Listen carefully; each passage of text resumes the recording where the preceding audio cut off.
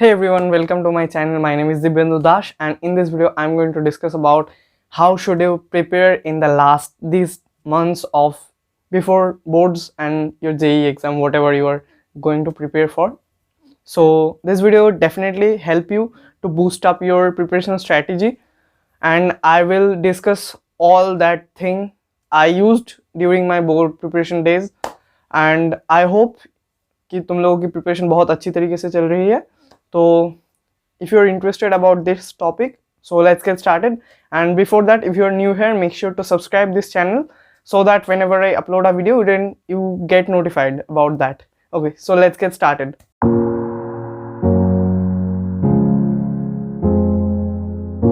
So my first point is you need to know about your syllabus. By mean that I want you to write your full syllabus on a paper.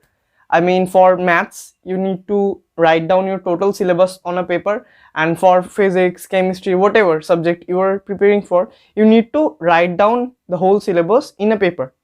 I know you have that syllabus before your textbook, in front of your textbook, but you need to write up the total syllabus. Let me tell you why.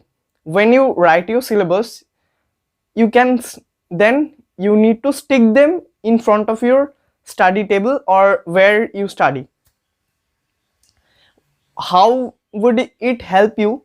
Let me tell you that whenever you are studying, your syllabus is in front of you, so in a glimpse you can check how much syllabus have you did so far and how much syllabus is need to study more.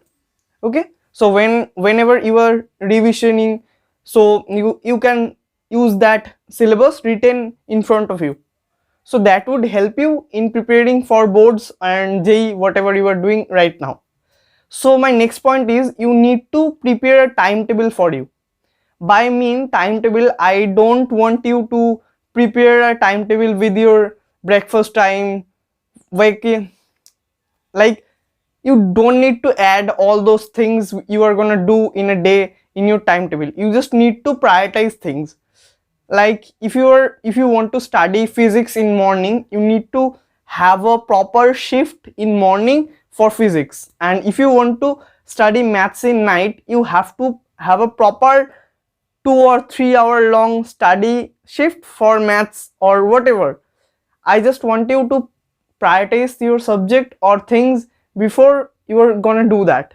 You have to have a proper time to do that.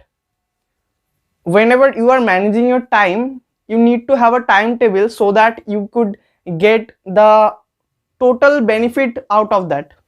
Suppose you have 12 chapters in a subject. You have 3 months before your exam.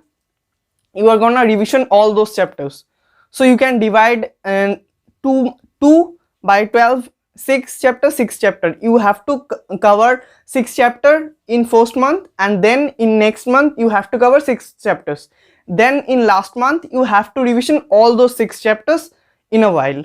So by this you can do that, and if you are having a day or even a week timetable, it would definitely help you more than a month timetable. So I am just telling you that you have to target some level of achievement you want to do in a day or want to do in a month or week. Simultaneously you can use for every subject or whatever you are preparing for, so that it will boost your preparation strategy. So my next point is revision. Revision is the foremost thing that would help you to prepare for any exam. If you are prepared for boards exam is mostly about writing those long answer sheets, or you have to prepare for that. So whenever you are revisioning, you can write down some questions and practice some sample papers for that time. Okay, so by revision I don't mean that you have to revise a chapter in a day and after 10 days you have to revision proper. That what we do in what a normal student do while revisioning. You have 10 days before exams and you have 10 chapters. You will do one chapters in a day, then next chapters in a day. but when you are going to exams, the first chapter you read 10 days ago, you definitely gonna forget about that.